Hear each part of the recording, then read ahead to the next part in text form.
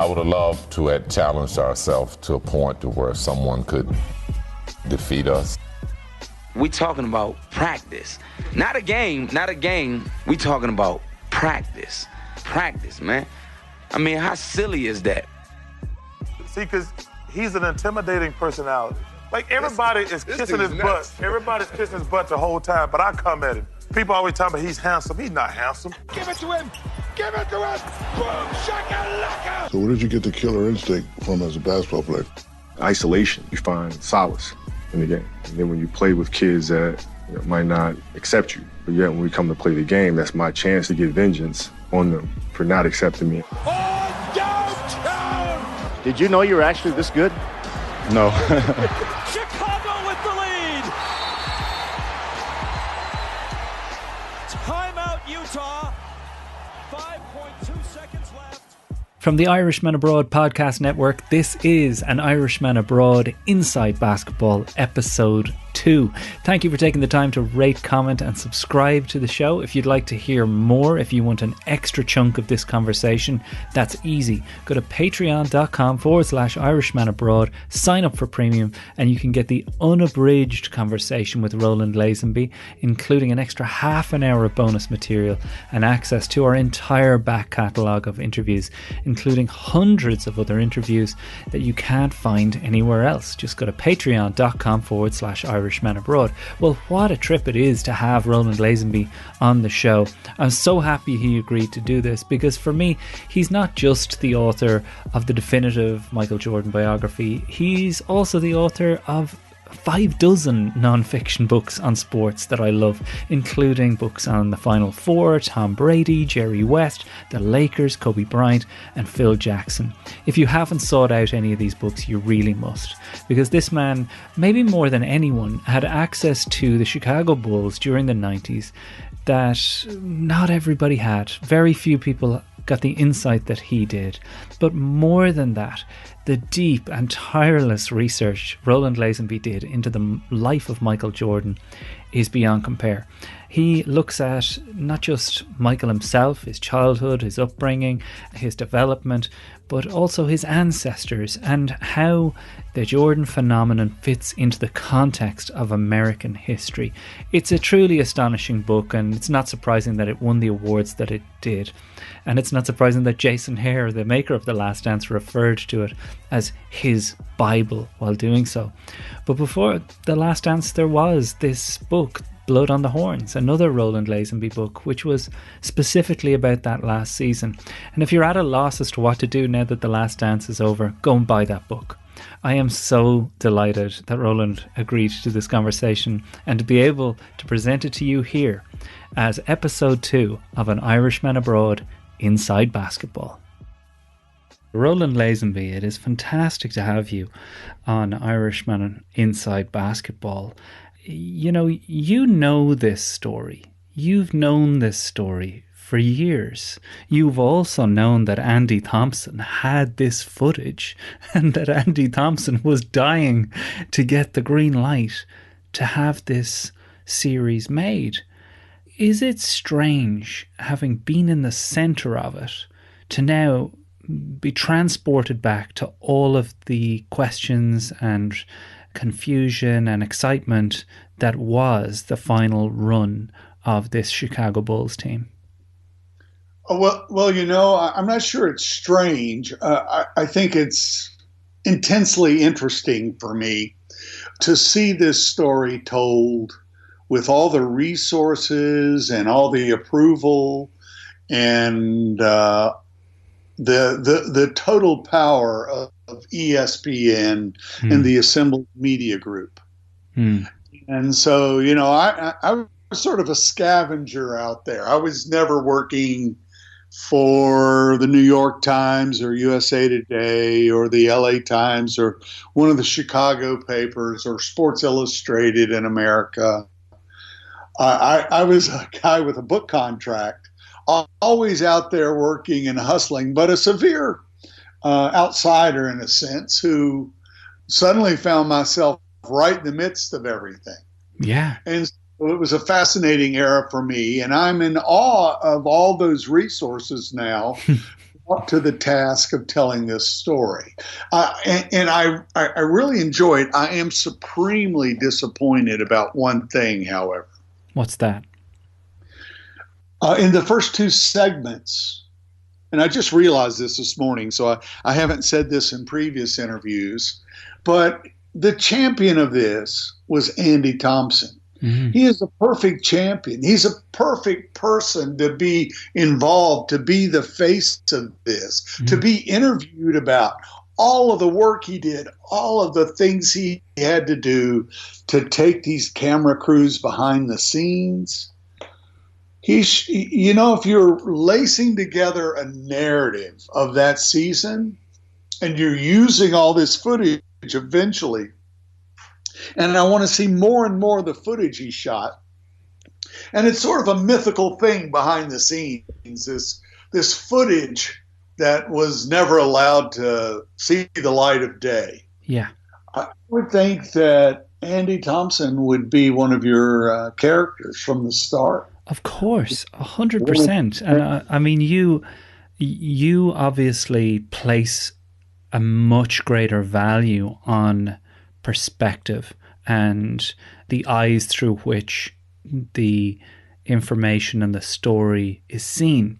Like your book, Michael Jordan, The Life, that was written long after you wrote Blood on the Horns, really did focus on people like Ed Pickney, Steve Kerr, George Mumford, Scotty, and more to get inside who Michael Jordan was. I mean, that seems to have been, correct me if I'm wrong, your preoccupation with that book was who and where did Michael Jordan emerge from? And were there other Jordan-esque, inverted commas, people before there was a cliche of things being Jordan-esque? It's true. I had written a biography of Jerry West, and he, of course, is from southern West Virginia, where my father was an old two-handed set shooter, older than Jerry West. But out of the hills of southern West Virginia, there's a sort of a hillbilly basketball culture that extends through Kentucky and into Indiana here in the United States. And my father was part of that play. He played against the original Celtics some.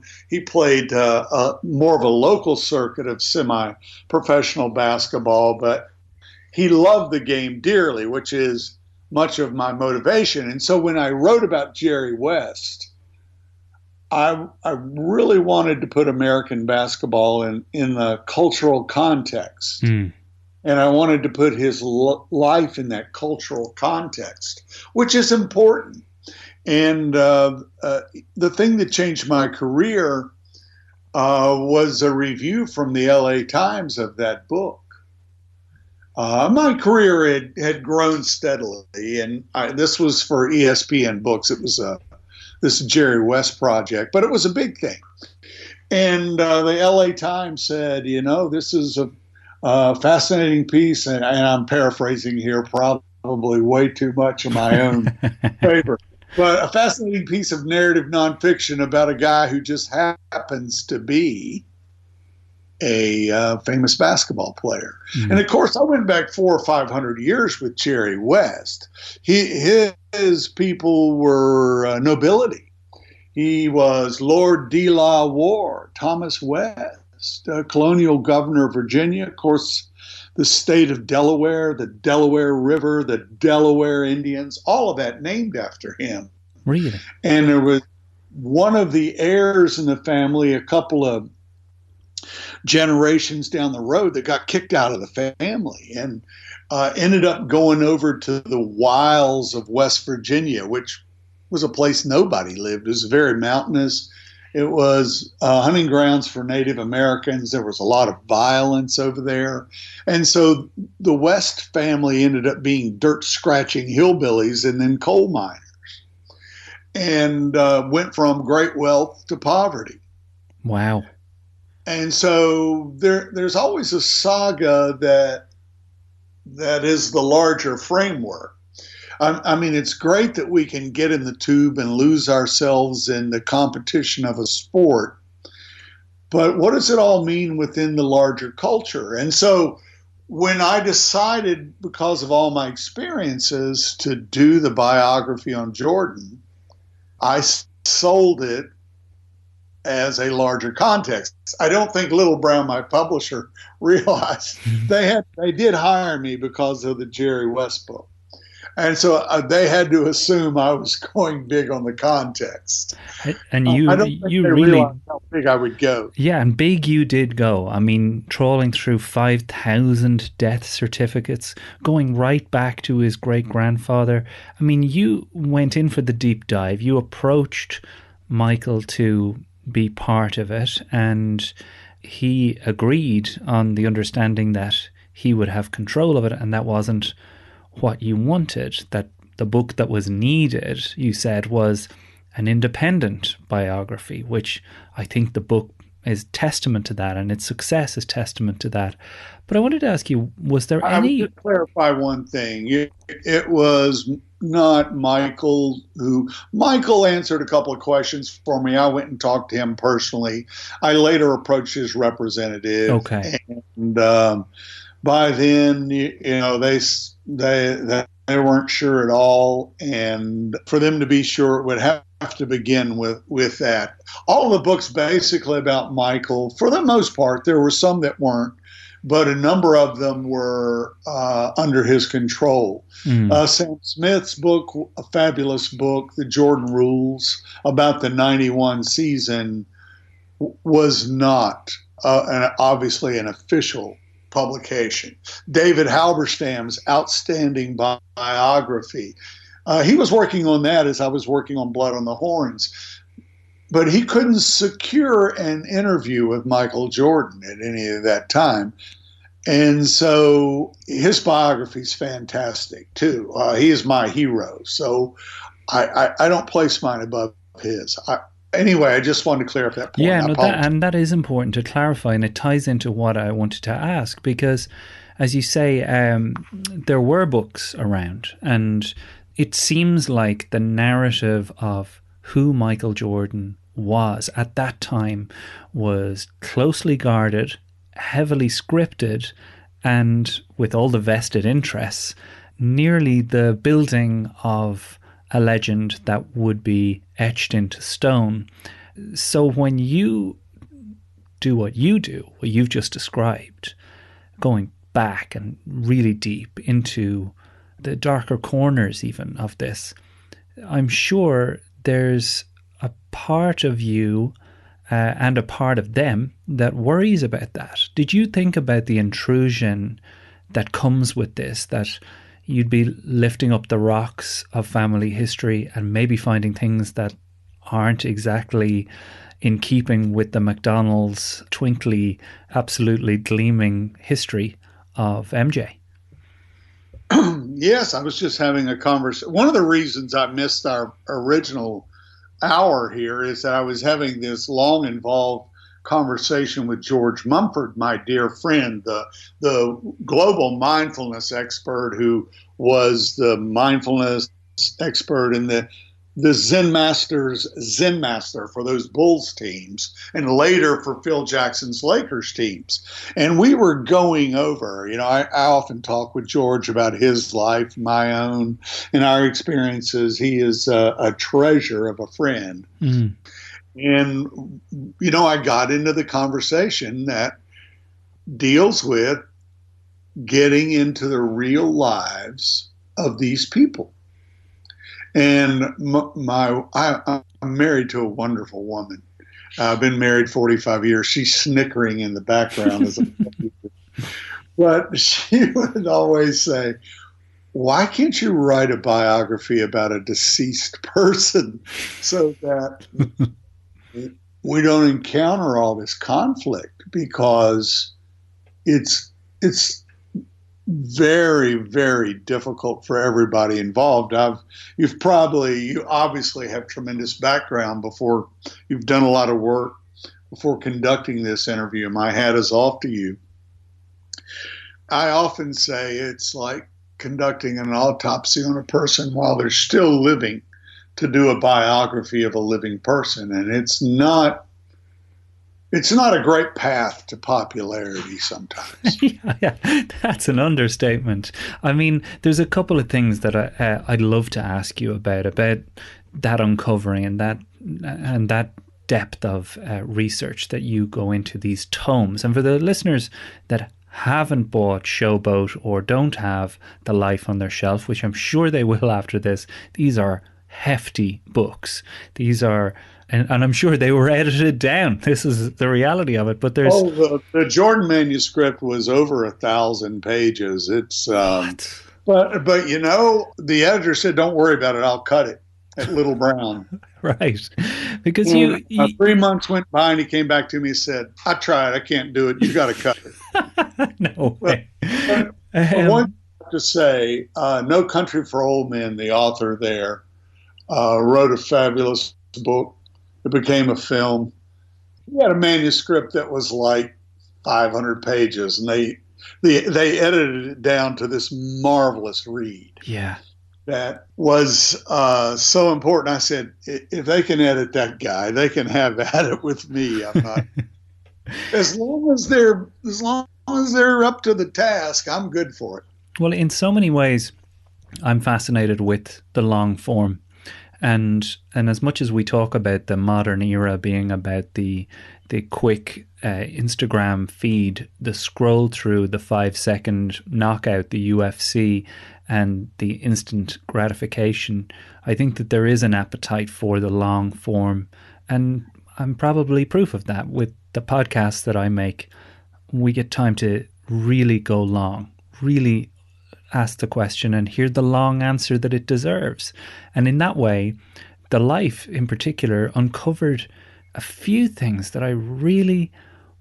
lot of things that I really didn't know as someone who thought they knew it all. Specifically, the one that really blew my mind out my ears right away was it's built as the turning point in his life, being cut from junior varsity, and how he went home and it ignited the fire and created the competitive drive, when in fact, as you paint it, the decision not to put him on that team was because Michael Jordan was recognized by those very astute coaches as a scorer who needed a place to grow. Can you talk to us through that?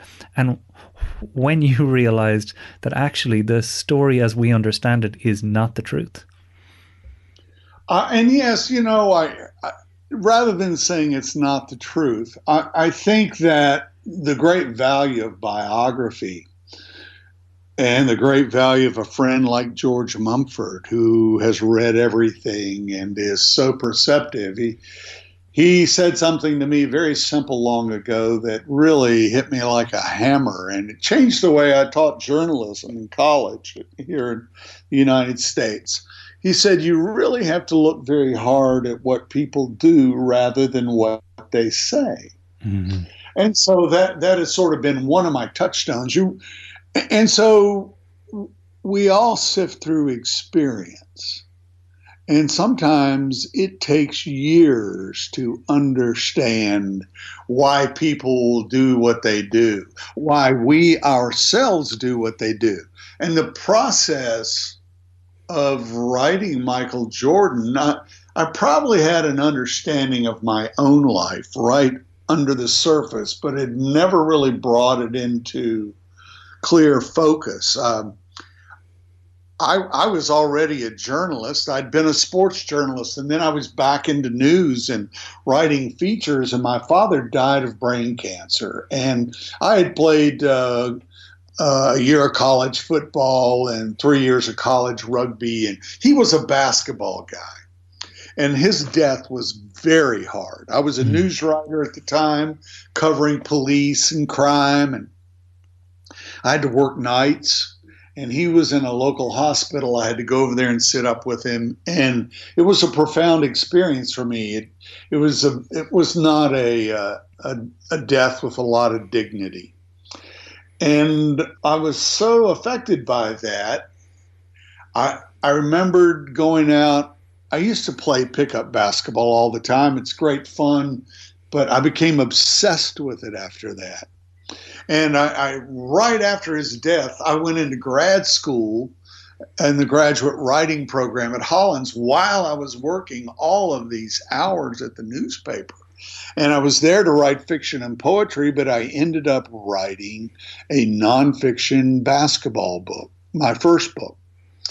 And it was like, you know, Michael Jordan's life was based on fatherly disapproval. And it wasn't a heavy, burdensome thing in my own life, but my father had expectations for me. Sure. And I really didn't have a thought about his expectations. I was not aware of them. But as I look back, I understood that why he would say the things he would say to me. And as I was doing my 70th or whatever number of books it was, and not all of them are full length by any means, a lot of text for picture books and whatnot. But as I was doing this book about Michael Jordan, and I was writing about the influence his father's disapproval of him had on his own life. All of that below the surface just popped up. How could I not understand something that was so obvious in my own life, that I had been writing basketball book after basketball book after basketball book? And believe me, I covered a lot of topics in nonfiction before I ended up in this thing. And part of it was the practicality that once I did that first basketball book, there were many contracts available in that particular era for me to work. But it was really just as Michael Jordan spent his life, never mind that there was much love between father and son, and his father came to really, really, really, prize Michael, this kid he had been displeased with as a child. Really prized him. He was the golden figure. But despite all that, Michael was still yelling at his father with all this anger, this competitive fury across the decades. Yeah. That was sort of my conversation with my own old man. I was saying, here, look at me. And I think that's a fascinating thing. It also, by taking this deeper dive on the Jordan family, and there are painful things I got into with it, that Michael went from being a friend and somebody who would give me time to being someone who's absolutely furious, as you can imagine Michael can be.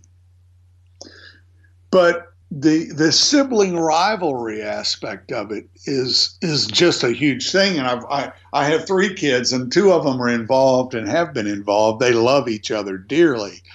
But a ferocious sibling rivalry that can interrupt a holiday in a minute at the dinner table or wherever we are. They've put it on ice for a few years now.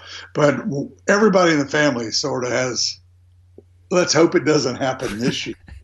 Yeah. That's human nature. That's families everywhere. Totally normal, yeah.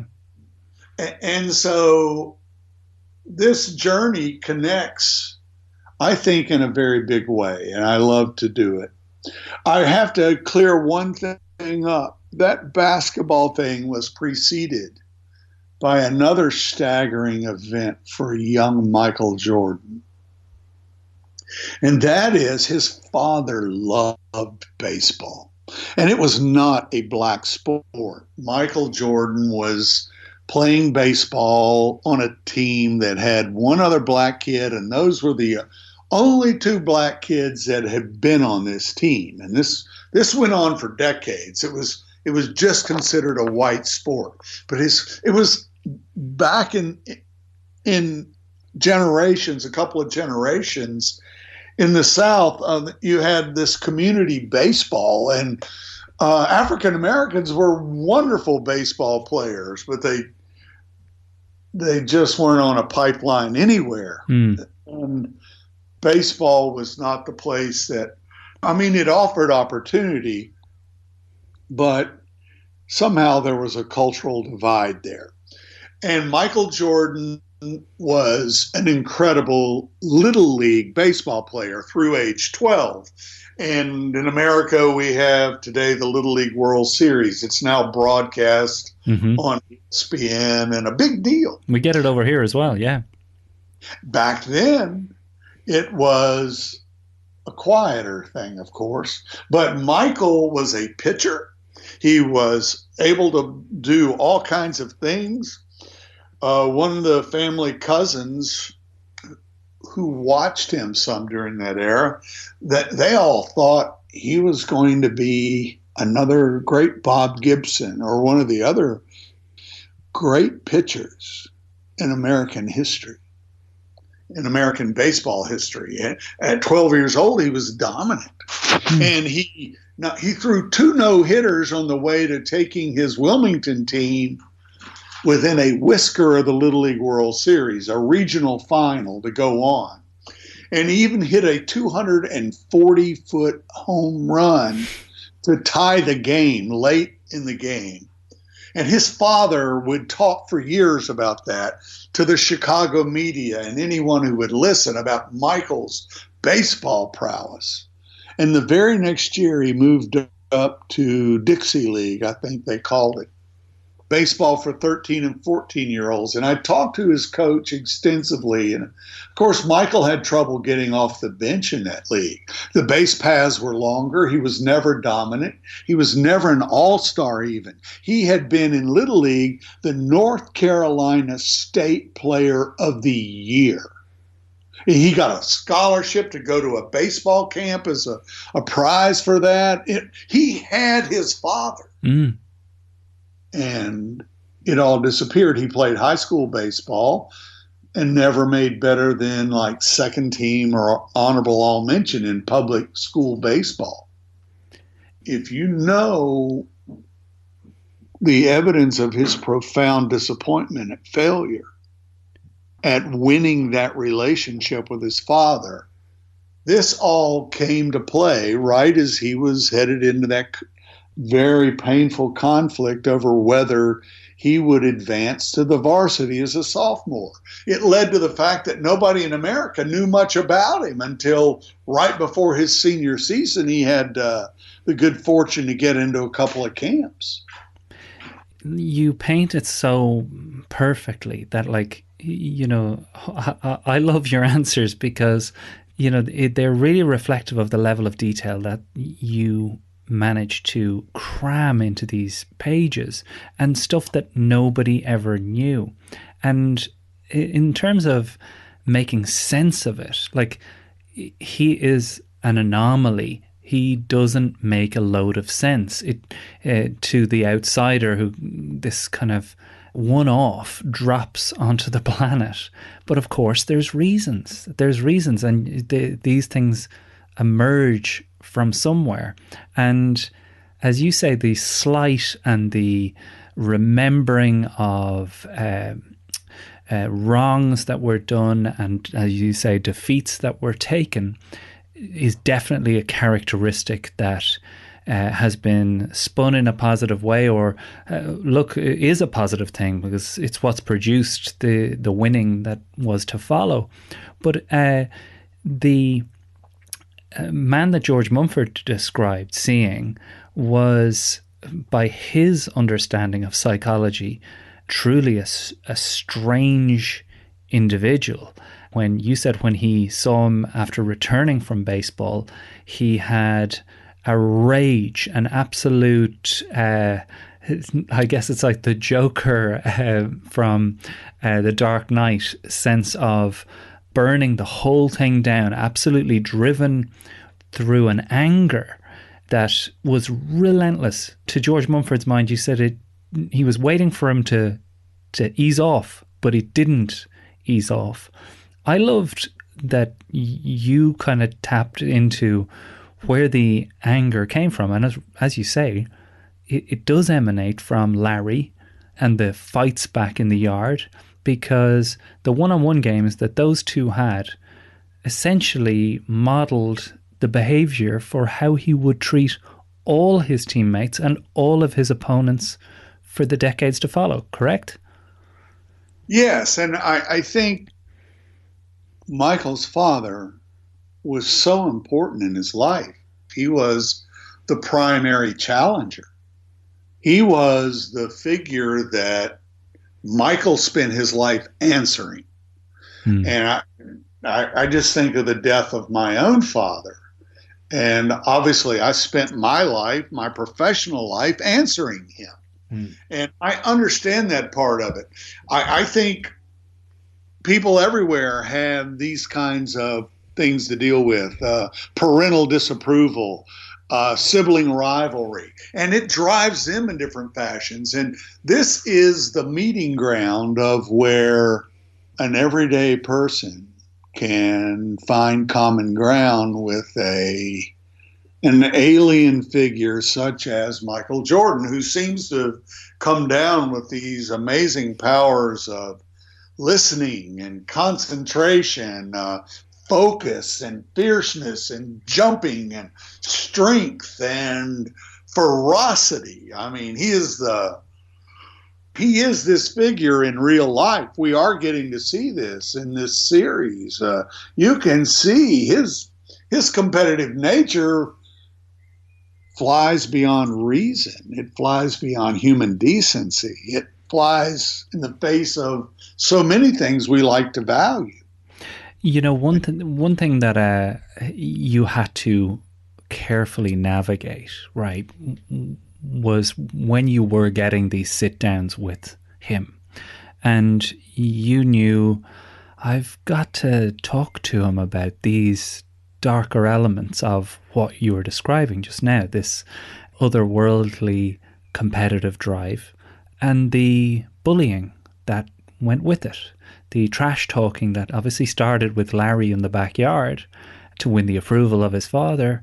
The abuse of Jerry Krause, the team's general manager. I mean, this was epic. The things he would say to him, and with the team laughing on the back of that bus. And Phil Jackson is reduced to this powerless figure as he sits there, and everybody blames him for allowing Michael to viciously, he'd had a few beers after big victories in Utah in the 97 playoffs in the finals. And for Phil to allow this to happen, and it gets uncomfortable, and Michael is it's blood in the water for him. He's just on the attack against this man he intensely dislikes. Yeah, and that is, I guess I describe The Last Dance as the making a murderer of sports documentaries, because it is essentially a whodunit in some ways, that there is a miscarriage of justice in that this team should never have been broken up in the manner in which it was. But who done it? Is it down to Krause? Is it down to Reinsdorf? Is it down to Phil and Michael and Scotty being unable to have the personal skills to win these people over? Or who is at fault? I mean, to a large extent in your book, you describe Krause the way I think they touched on. I mean, it's very hard for them to put across what you did in the space of 2 hours, but he was a man who couldn't get out of his own way, in the sense that he wanted people who didn't like him to like him, and he just didn't know, in the way someone who is seen as a try-hard in school, kind of every time they try, they make it kind of worse, including kind of interrupting Michael in his pre-game routine of going to the loo before the game. Do you see him as the main reason, or are you, like me, thinking that Reinsdorf could have solved all of this? Oh, he could have. And I think that is where I think they're all at fault. On the other hand, they won 6 championships, and we want more. It's about all of us wanting more out of this, because this is one of those, I don't know how. Do you know how hard it is to translate a 700-page book?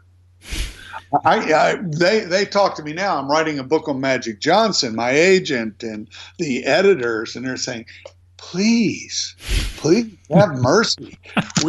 the people who edit these books, Jordan is in 15 languages. Nobody knows who I am as a writer, but they are fascinated with Jordan. And they must figure that somewhere in 700 pages, they're going to get some answers to the clues. But to me, it's an indication of that fascination. And nobody cared about American pro basketball. I remember my Kobe Bryant book was a finalist for Biography of the Year by the Cross British Sports Book Awards, which have fallen prey to financial difficulty since 2017. But we went over to London for the thing as a lark and got over there. And of course, the UK celebrates an amazing sort of wet market of sports. I mean, you can taste anything in the UK, except maybe basketball. Except basketball. It's crazy. So I was stunned that they would nominate my book. I'm not sure how it happened, but the fact that Jordan could bring that kind of global attention to this American game, which has had tremendous growth globally as a result. And it grew from the first time it was invented. It was invented at the School for Christian Workers, a YMCA school in Springfield, Massachusetts, by Dr. James Naismith. And they were training YMCA secretaries to go all over the world. And so they were playing basketball in China like 2 months after the game was invented. And so it's had that potential global reach, much like what you call football or association football. It has that appeal, very different from association football. But Jordan, well, I call him the archangel of the rims for a reason. He really has attracted that fascination beyond anything else that's happened probably in America. Like you said at the very start, you were in the center of it all. And I guess, history is understood in hindsight and slow motion in that way. That it seems so prophetic, the book Blood on the Horns now, in that you managed to get context on how it was playing out. And if anybody has watched The Last Dance and would like kind of extracurricular reading, that's the book to get, because essentially it pulls apart every thread and looks at each one under a microscope as to how this came to be and how Phil ultimately, as they said, rode off into the sunset. But you were one, if not the first person to sit down with Phil Jackson for 2 hours, and when nobody knew he hated Jerry Krause, he lights him up in front of you, says things that you're scrambling to grab tapes to get it all because you can't believe what you're hearing. Do you remember that moment? And do you remember thinking, I'm in deep shit if I don't run this by somebody before I put this out? Well, I was hired to write the history of the Bulls. It was one of these deals with the Bulls and an American publisher. And so I'm going in to do an oral history, basically. I'm talking to everybody. Okay. And so Phil is in the eye of the storm. It's typical of writing history that the guys who are under the Klieg lights don't have time to talk. And all the old timers have fascinating, charming stories. And so I spend all this time talking to, Chicago was a graveyard for pro basketball teams. And pro basketball in America was sort of a graveyard itself. They had so many franchises start and die, and it was crazy. And so I'm in there viewing all these people, and finally I'm going to get a chance to talk to Phil Jackson, and I'm warned it might be 5 to 10 minutes, and I have to really think, how am I going to? And this is you mentioned earlier that I had to prepare to get Michael to talk. And I'm not an important person. I am their I love talking to the the equipment managers, the trainers, the 40-year-old guys picking up the socks and jocks in the locker room. I love their perspective when I do my books. And they're like me. They're not important people in that regard. And so, but I really plan for this, and I think a lot, how am I going to talk to Phil? And I had the blessing of interviewing everybody virtually in the NBA for a history of the NBA Finals. I came up with the idea, sold it to a publisher. The NBA back then was sort of wild, wild west. They liked the idea. They didn't know who I was. I was some hillbilly from Virginia. But I had already done a good bit of NBA work, and so they bought it.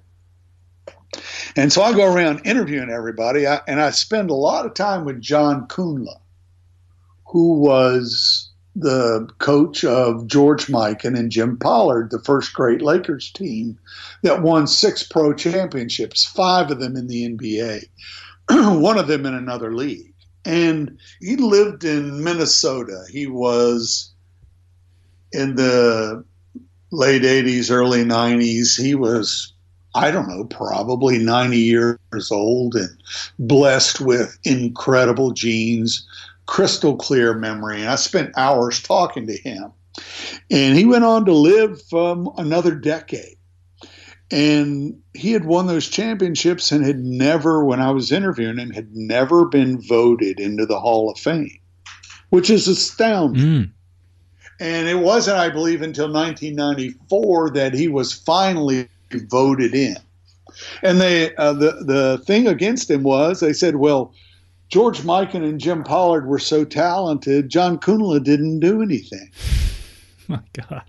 And of course, John Kuhnla is the one who pushed the original pick and roll play, which is the heart of basketball today. Every time I see a screen and roll on TV, I think of the great John Kuhnla. But anyway, I have to do this interview with Phil, and he's doing this because he has to. And there are so many people covering, and they're all so important. They're representing all the big media organizations. And like I said, I'm this scavenger. But I come in and I figure I get a chance. I'm going to throw him a hard ball. But I'm not going to throw it. I'm going to put something on it so that he won't recognize it as a hard ball. But I want to play a mind game with him because I've studied this guy and I want to mess with him. And so I ask him about John Kuhnla, which what I'm doing when I ask him, I'm lighting up the fact that John Kuhnla later coached at the University of Minnesota and had recruited Phil out of high school to play for him. So I'm touching that. But I'm really getting to the fact because the clouds are already gathering around Michael Jordan. Even he's left at that time when I'm interviewing Phil. He's just getting ready to come back. And the idea was that Jordan coached these teams. It wasn't Phil Jackson. And I could see Phil getting into the Hall of Fame maybe in 2040. And so I'm asking him about John Kuhnla. And the whole thing changes. I don't know if you do any fishing, but you know, if you have a big old fish come out of nowhere and hit hard on what you're doing, he literally rose up out of the chair, lifted up a bit, levitated to answer that question. And it changed my life because he went from that question to laying out everything, that 2-hour session. He told a major lie to me to defend a very low thing that he had done while coach of the Bulls.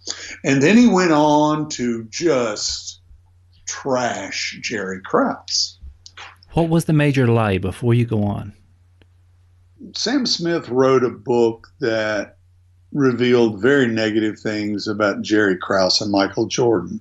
And the one thing that they agreed on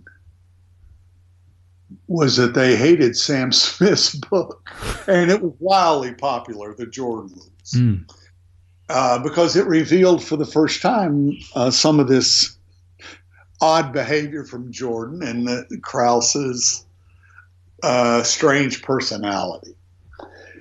And so Phil let it be known that Johnny Bach had provided that information, his assistant coach, the guy who was really there in Jordan's ear. Phil was trying to get Jordan to slow down and play the triangle, and Johnny Bach would pop up off the bench as the timeout was happening, and he'd get in Jordan's ear coming off the floor, and he'd quote Admiral Bull Halsey from World War II, attack, attack, attack. And, Phil was, like all coaches, a control freak. Yeah. And so suddenly Phil is actually the guy. And Sam Smith, who's pissed at me for reporting this, but Jerry Reinsdorf, when Blood on the Horns, when they saw the pages of Blood on the Horns, and when I let everybody look at them before it went to press, they came back with, "You don't know about Phil. You don't know what he did to Johnny Bach. You don't know what," and I'd already had some stories of some other low behaviors from Phil Jackson. He had this sacred hoops. He was the son of, as Johnny Bach said, 2 tent preachers, 2 fundamentalist preachers. His press conferences were almost like he was the pastor leading the group.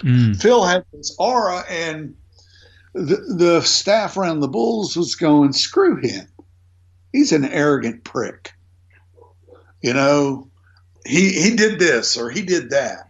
But the big beef, Johnny Bach got fired. He's one of the all-time loves figures in the insular business of American basketball. He was, and Jordan loved him.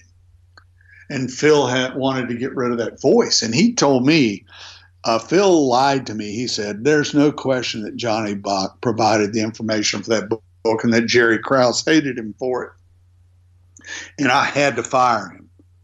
And Johnny Bach had a heart attack. His life went out of control. He was near 70 when he got fired. It was a stunner. It was after a very successful 94 season. He couldn't understand. Jerry Krause just hated Johnny Bach for being the guy who provided all that stuff to Sam Smith. And Sam Smith had told Jerry Reinsdorf. That's how Reinsdorf and Krause came back with me. Sam Smith had confided to Reinsdorf that it wasn't Bach. So that there were a lot of people providing, and one of the big ones was Phil.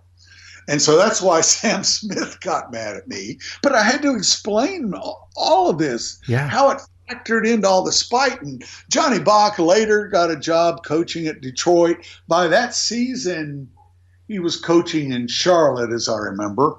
But he came through with Detroit, and Johnny told me all this. And Jerry had a tearful, wanted to see him, and Jerry Krause wanted to see him, and Bach wasn't sure what to do.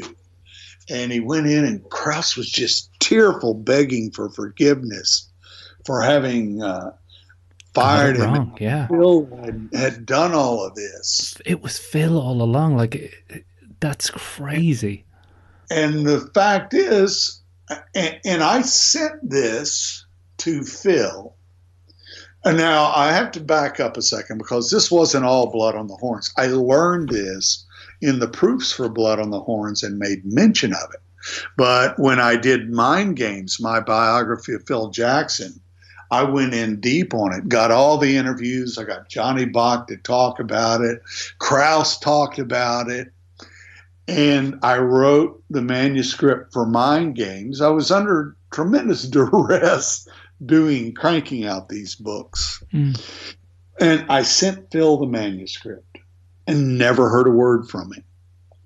And in early 2019, I got an email from Phil, 20 years later almost, answering very obtusely about my manuscript. 20 years later? Yes. What? And he had done his book 11 Rings by then. And so I was stunned that twice in his autobiography, this was before he finally answered me, they cited my unauthorized biography of him in the text and in the footnotes. Who would cite an unauthorized biography in the 11 Rings, the story of his great accomplishments? Yeah. And this is Phil, though. These are the mind games. This was his. And Phil, I paid a dear price for this, I should add. By then, Phil was the coach of the Lakers. Fortunately, I was very close with Tex Winter, and Tex would not. He would tell me everything going on. And of course, Phil set out to trash me and my reputation behind my back. And Tex stood by me the whole way. And Tex, would say things to him about it. But, I did a major documentary on Kobe that ran on 500 stations. I had all of them sit down to talk. I arranged the whole thing for Intersport TV of Chicago. It was a huge success, and that was it. After that, I was banned basically from covering Lakers basketball. Now, I could cover them during the playoffs, and they had to give me playoff credentials, but I would do things like I would be hired to go out there and cover a story. And, back then I had to do it on short notice. Those were $2,000 flights from the East Coast to the West one time. And I get out there and they pulled my credential.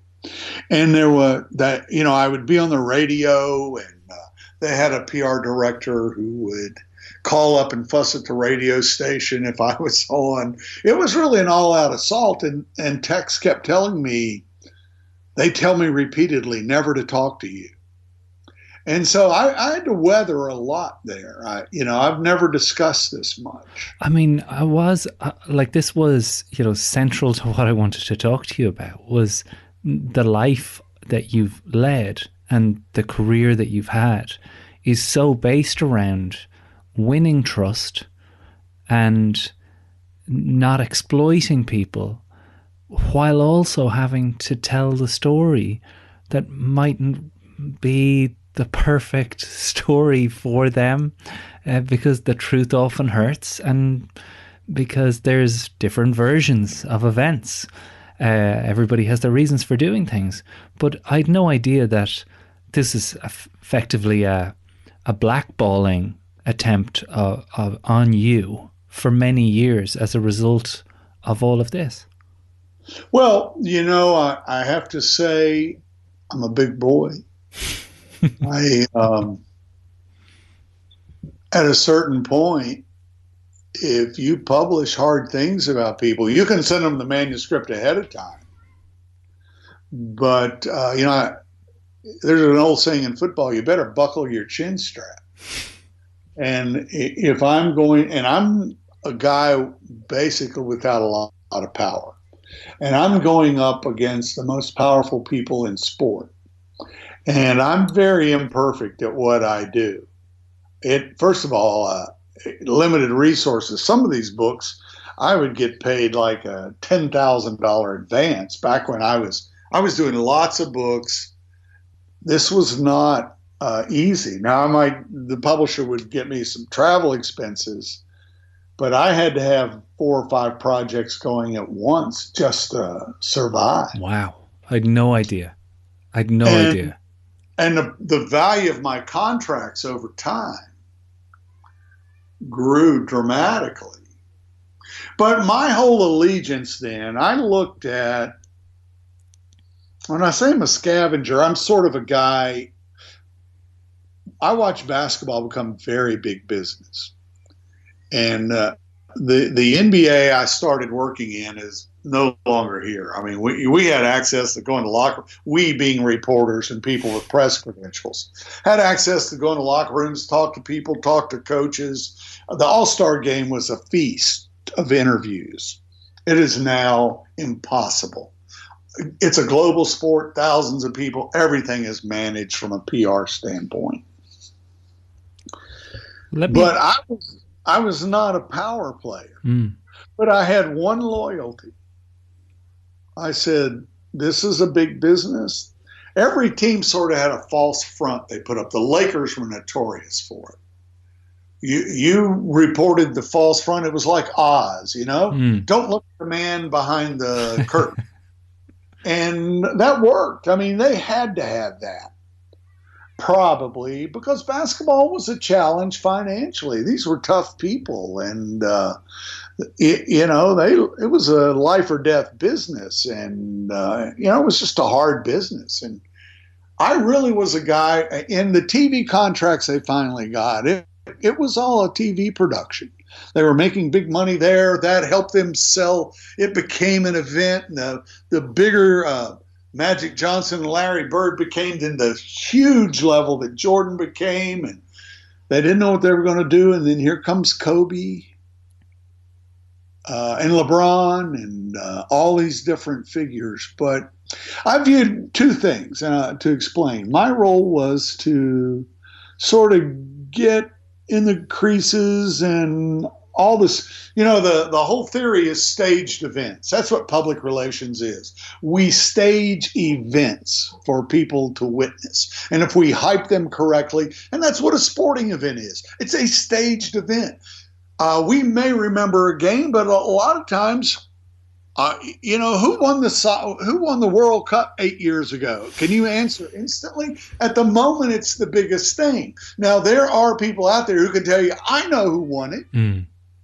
But it is the hype of the moment for these staged events. And my goal was always to sort of get around them. Now, this is an odd goal for somebody who was first hired in the business to do official team books. But, it was my entree. But my goal was to find those moments and tell the truth, whether it's a Charles Barkley interview at an early All-Star game in the 90s where nobody knew what to make of Charles, but here was all of his great humor on display. I wanted to show that. I wanted to get in the creases of the game and show what was real.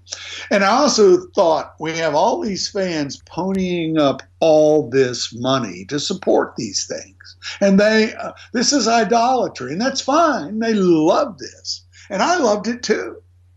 But I thought, wow, we need some truth in here. And so I really just tried to report about people as I found them. You could say it was naive, but it was my touchstone. Sometimes I did a really good job of that. Absolutely. Sometimes I did. Absolutely. And I was talking, as I said, as we started this conversation, I was talking with George Mumford about it. And, he always has a great sense of humor about it. But I said, and the big thing was the reason Michael hates me is that his sister had claimed his older sister had claimed for decades that Michael's father had sexually abused her. She claimed this as a teenager. It was a tremendously brutal issue for the family, as you can imagine. It just the allegation itself. I had no idea if it was true or not, but the allegation was consistent. She wrote a book about it. The copies of that book she published privately. A lot of them had disappeared. I happened to have one. I struggled with what to do about that allegation about James Jordan. But it wasn't just that one thing. He was he cut a lot of corners. He was a troubled guy, and he was in a troubled situation when he disappeared and was murdered. You say he was in a troubling situation. I know about the Flight 23 stores, the absolute nightmare that he became there, and how Michael had to take the stores back off him, and how difficult that must have been, particularly when, with everything you've said, he looked up to him so much. But what do you mean about a difficult situation? Well, how to deal with these allegations of sexual abuse of a beloved father, of a worldwide idol. And so I went down to the UNC library to do some research. I had labored over this thing. It's the kind of thing where I couldn't sleep. Just the burden of writing this book. I would go to bed about 8 and get up at 2 a.m. I just couldn't sleep anymore, and I would write all night. And I did this through the Kobe Bryant book too. It just broke down my health. It broke down my spirit. It really was a crushing load to do these biographies. And I was agonizing, but I went to the University of North Carolina library, and there on special collections was Michael Jordan's sister's book filled with these allegations.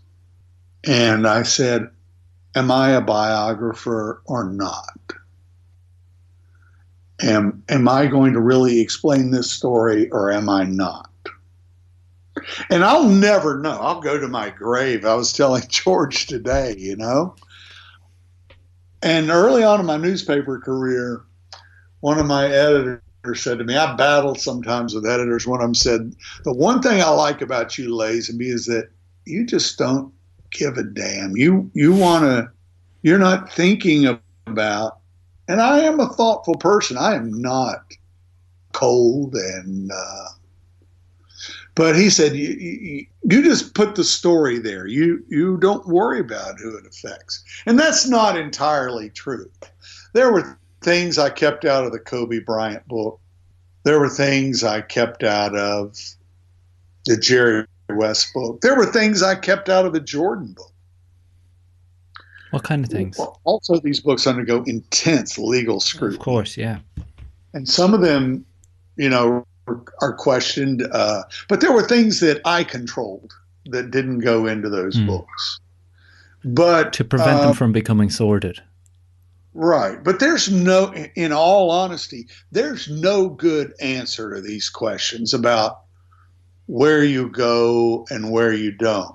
And sometimes I just said, I don't want to harm these people. Sometimes I had to think this explanation can be liberating. I know that Michael shook my hand after the book came out. And I know that I went to a Hornets game. And I'm usually the guy on the press credential. I'm there to do interviews. I'm not there to sit right courtside and be the cock of the walk and all of this stuff, I don't have those primo press seats for games. I'm just not that important. But I go down to Charlotte after this book, and the Hornets PR staff puts me front and center. They treat me like, everybody's always been nice to me around the NBA. I did suffer a lot at the hands of Phil Jackson. And I do want to add one point there. But the Hornets put me front and center. And I really brought out what happened to Johnny Bach. Michael Jordan, when he went in the Hall of Fame, he bought Johnny Bach a new suit of clothes and put him on his airplane and took him to the Hall of Fame with him. And Phil Jackson watched it from a sports bar. And it's not what people say, it's what they do. I go back to that. Whatever mistakes I've made, I have to live with those. I made sure I did not hype the allegations of the sister. It wasn't something you saw coming. It was there in the book. It was 3 or 4 pages, and I was done. But it explained a lot of this conflict that just kept rolling through the lives of this family that in so many ways was very admirable. Well, Roland, it's been an absolute pleasure to talk to you. It really is a book that I am dying to read, the Magic Johnson book, when you have it done. I've no doubt that it'll, as a trio, Showboat, The Life and the Magic Johnson book will just be a must-have for any basketball fan. And like I said to the listeners, you need to invest in these books to fully understand these people. And I'm just so grateful that you took the time to do this. Thank you so much. Well, I do a lot of interviews. They come at me from a lot of places. I don't know who you are. You're from Ireland. I've never had an interview like this in my life where someone has worked so hard to put me in a position to discuss the uneasy truth of my life. But I thank you for it. You're very welcome. Roland Lazenby. Hopefully our paths cross and we can have a pint of Guinness together at some point in the future. That would be top on my list after this experience. Well, what can you say about Roland Lazenby? Well, what I can say is there's more to this conversation. Why not go over and enjoy an extra half an hour conversation with this man? We get to go even further into detail. A lot more covered over on patreon.com/Irishman Abroad. If you can afford to do that and support this show and all our shows, you'll be really allowing us to continue making podcasts. Obviously, it's difficult times for everybody. It's difficult times in the podcast industry. So that's all I ask if you can afford it. If you can't, just go to iTunes or wherever you get your podcasts, rate, comment and subscribe to us, and that'll be more than enough. Very quick thanks to everybody who got in touch this week about last week's episode with Pat Burke. I mean, what a way to start the series with the only Irishman ever to play in the NBA. It was a really fun chat, and if you haven't listened to it yet, go back and do so. Next time on the show, we will have Susan Moran, the only Irish woman ever to play in the WNBA. A true legend of Irish sport, and one that I was took a while to get to her, but we got there, and boy, she does not let down in that conversation. Our chosen charity partner for all of our podcasts is Jigsaw.ie. Jigsaw.ie are a mental health charity that help young people across Ireland, across communities, by setting up seminars and web content for young people to gain the mental health skills they need to survive this pandemic and life in general. They do astonishing work across all sectors, and they've seen a 400% rise in demand for their services since the lockdown began. If you can, please help them or go and check out what they have on offer. It's jigsawonline.ie, or to make a donation, jigsaw.ie/now. Please do get in touch with the podcast if you like what you're hearing, or if you have someone that you recommend for the show that you'd like me to get in touch with.